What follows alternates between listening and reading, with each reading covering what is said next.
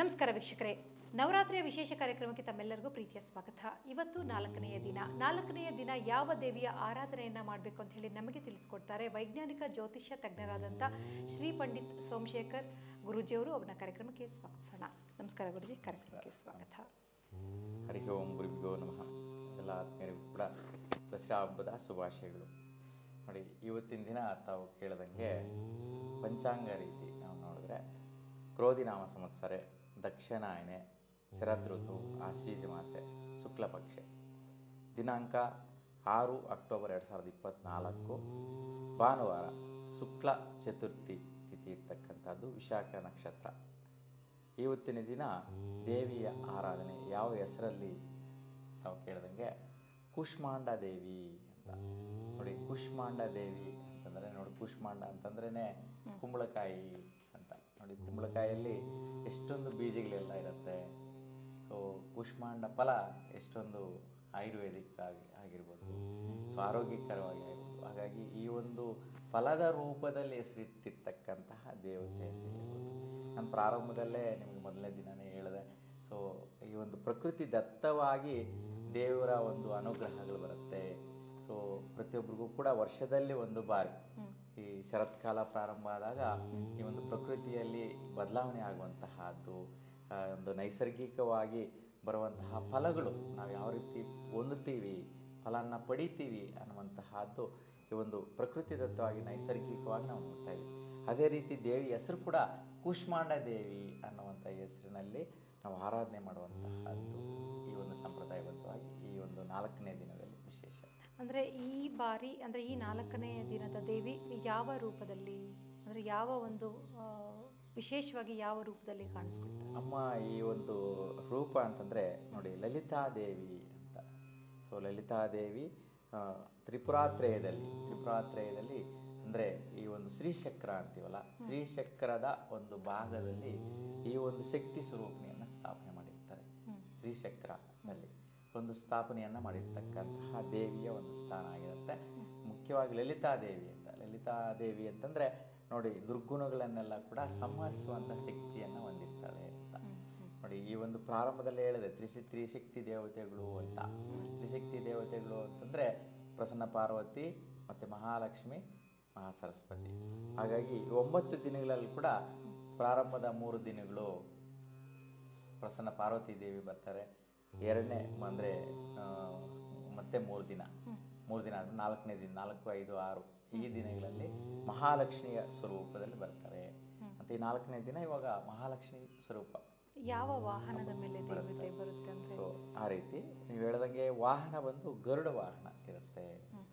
So Garuda ವಾಹನ ವಿಶೇಷವಾಗಿ ಈ ಲಲಿತಾದೇವಿ. ನೋಡಿ, ಲಲಿತಾ ಅಂತಂದ್ರೇ ಮಹಾಲಕ್ಷ್ಮಿ ಹೆಸರನ್ನು ಸೂಚಿಸ್ತಾ ಇದೆ. ಸೊ ಆದರೆ ನಮ್ಮ ಒಂದು ರೂಢವಾಗಿ ನಮ್ಮ ಒಂದು ಅಭ್ಯಾಸಕ್ಕೋಸ್ಕರ ಕೂಷ್ಮಾಂಡ ದೇವಿ ಅಂತ. ಕೂಷ್ಮಾಂಡ ಅಂದರೆ ಹೇಳಿದೆ ನಾನು, ಕುಂಬಳಕಾಯಿಯಷ್ಟು ಬಲ, ಶಕ್ತಿ, ಪ್ರಭಾವವನ್ನು ಹೊಂದಿರ್ತಾಳೆ ಅಂತ.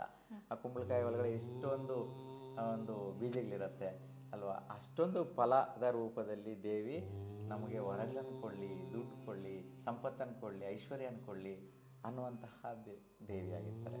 ಹಾಗಾಗಿ ಮಹಾವಿಷ್ಣುವಿನ ಒಂದು ಅರ್ಧಾಂಗಿ ರೂಪನೇ ಲಲಿತಾದೇವಿ, ಹಾಗೆ ಮಹಾಲಕ್ಷ್ಮಿ ಅಂತಲೇ ಹೇಳ್ಬೋದು.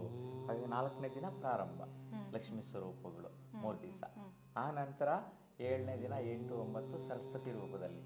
ಹಾಗಾಗಿ ತ್ರಿಶಕ್ತಿ ದೇವತೆಗಳೆಲ್ಲರೂ ಬರ್ತಾರೆ ಇಲ್ಲಿ. ಅಂದರೆ 3 ಭಾಗ ಆಗೋದು, 3 ರೀತಿಯ ಸ್ವರೂಪಗಳಲ್ಲಿ ಕಾಣಿಸ್ಕೊಳ್ಳುವಂಥದ್ದು ವಿಶೇಷ ಆಗಿರುತ್ತೆ. ಇನ್ನು ಗುರುಗಳೇ, ದೇವಿಯನ್ನು ಪೂಜೆ ಮಾಡುವಂಥ ಸಮಯದಲ್ಲಿ ನಾವು ಯಾವ ಮಂತ್ರವನ್ನು ಪಠನೆ ಮಾಡಬೇಕು? ಮುಖ್ಯವಾಗಿ ದೇವಿಯ ಒಂದು ಆರಾಧನೆ ಮಾಡುವಾಗ ಮಂತ್ರ ಪಠನೆ ಅನ್ನುವಂತಹದ್ದು. ಯಾಕೆಂದರೆ ಪೂಜಾ ಸಮಯದಲ್ಲಿ ಯಥಾಶಕ್ತಿ ಭಕ್ತಿಯಿಂದ ಎಲ್ಲರೂ ಮಾಡ್ತಾರೆ, ಆದರೆ ಏನೋ ಒಂದು ಮಂತ್ರೋಚ್ಚಾರ ಬೇಕು ಅನ್ನುವಂಥದ್ದು. ಹಾಗಾಗಿ ಕೆಲವರು ಯೂಟ್ಯೂಬಲ್ಲಿ ಕೇಳಿಸ್ಕೊಂಡು ಒಂದು ಅನುಸರಿಸ್ಬೋದು, ಇಲ್ಲ ಹೇಳೋಕ್ಕಾಗದಿರೋರು ಕೇಳಿಸ್ಕೊಂಡಾದರೂ ಕೂಡ ಆ ಒಂದು ಅನುಸರಿಸ್ಬೋದು. ದೇವಿಗೆ ಮೂಲ ಮಂತ್ರ ಬೀಜಾಕ್ಷರಗಳ ಒಂದು ಮಂತ್ರ ಅಂದರೆ ಸುರಾ ಸಂಪೂರ್ಣ ಕಲಶಂ ರುದಿರಾ ಪ್ಲುತ ಮೇವಚ ದದಾನು ಹಸ್ತ ಪದ್ಮಾಭ್ಯಾಂ ಕೂಷ್ಮಾಂಡ ಶುಭದಾಸ್ತು ಮೇ. ಸುರಾ ಸಂಪೂರ್ಣ ಕಲಶಂ ರುದಿರಾ ಪ್ಲುತ ಮೇವ ಚ ದದಾನು ಹಸ್ತ ಪದ್ಮಾಭ್ಯಾಂ ಕೂಷ್ಮಾಂಡ ಶುಭದಾಸ್ತುಮೆ ಅಂತ ನೋಡಿ. ಕೂಷ್ಮಾಂಡ ಶುಭದಾಸ್ತುಮೆ ಅಂದರೆ ಕೂಷ್ಮಾಂಡದ ರೂಪದಲ್ಲಿ ಎಲ್ಲ ರೀತಿಯಲ್ಲಿ ಕೂಡ ಶುಭವನ್ನು ಕೊಳ್ಳಿ ದೇವಿ ಅನ್ನುವಂತಹ ಈ ಶ್ಲೋಕದ ಅರ್ಥಪೂರ್ಣ ಇರುತ್ತೆ. ಸೊ ದೇವಿಯ ಒಂದು ಅಂದರೆ ವರ್ಣ ಕೂಡ ತುಂಬ ಚೆನ್ನಾಗಿರುತ್ತೆ. ಸೊ ವರ್ಣದ ಬಗ್ಗೆ ನೀವು ಕೇಳ್ತಾ ಇರ್ತೀರಲ್ಲ, ಯಾವ ಬಣ್ಣದ ಸೊ ಆ ಬಣ್ಣ ಕೂಡ ಒಂದೊಂದು ದಿನಕ್ಕೂ ಒಂದೊಂದು ಬದಲಾವಣೆ ಇರುತ್ತೆ.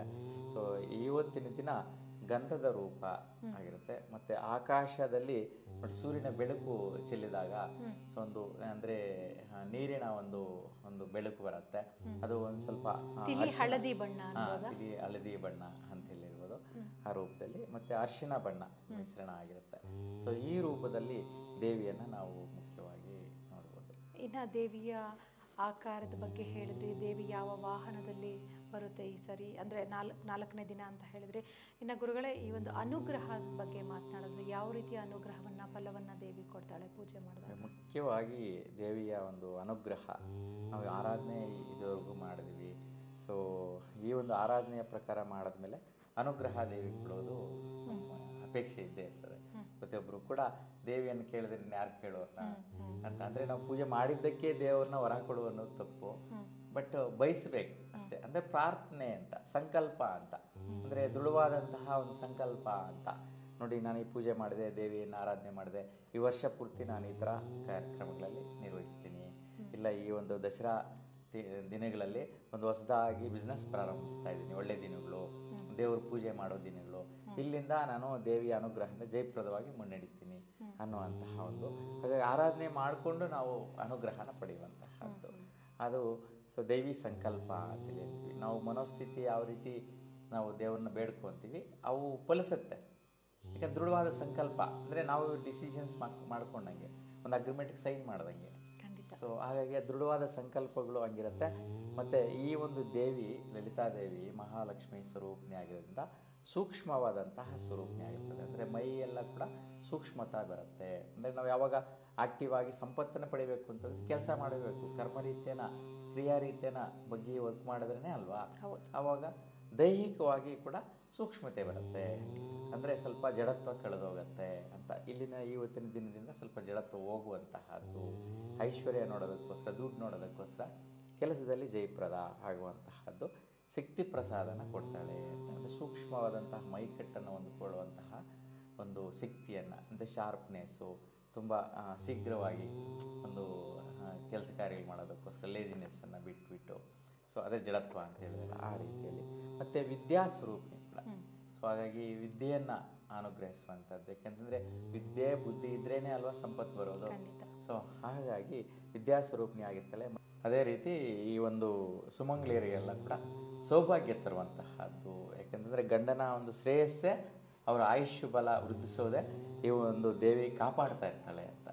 ಮನೆಯಲ್ಲಿ ಹೆಂಗಸರು ಪೂಜೆ ಮಾಡ್ತಾರೆ, ಸೊ ಇಲ್ಲಿ ಪೂಜೆ ಮಾಡಿದ್ರು ದೇವಿಯ ಒಂದು ಶಕ್ತಿ, ಎನರ್ಜಿ ಎಲ್ಲೋ ಕೆಲಸ ಮಾಡ್ತಾ ಇರ್ತಕ್ಕಂತಹ ಈ ಒಂದು ಗೃಹಿಣಿ ಏನಿದ್ದಾರೆ, ಈ ಒಂದು ಮನೆಯಲ್ಲಿ ಸ್ತ್ರೀರು ಯಾರಲ್ಲಿದ್ದಾರೆ ಅವರ ಒಂದು ಗಂಡಂದರು ಸೊ ಎಲ್ಲೋ ಕೆಲಸ ಮಾಡ್ತಾಯಿದ್ರು ಕೂಡ ಅವ್ರಿಗೇನು ಆಪತ್ತುಗಳು ಬರಬಾರ್ದು ಅನ್ನುವಂತಹ ರೀತಿಯಲ್ಲಿ ದೇವಿ ಕಾಪಾಡ್ತಾ ಇರ್ತಾಳೆ. ಅಂದರೆ ವಿಶೇಷವಾಗಿ ಇವತ್ತಿನ ದಿನದಲ್ಲಿ ಮುತ್ತೈದೆಯರನ್ನು ಕರೆದು ಕುಂಕುಮವನ್ನು ಕೊಡೋದು ಸಹ ಬಹಳಷ್ಟು ಒಳ್ಳೆಯದು ಅಂತ ಹೇಳ್ತೀರಿ. ಯಾಕಂದರೆ ಇದು ಪ್ರತಿಯೊಂದು ಸ್ತ್ರೀ ಕೂಡ ಮನೆಗೆ ಬಂದಾಗ ಅವರಲ್ಲಿ ಒಂದು ಸ್ತ್ರೀ ಶಕ್ತಿ ದೇವತೆ ಬಂದಿದ್ದಾಳೆ ಅಂತ.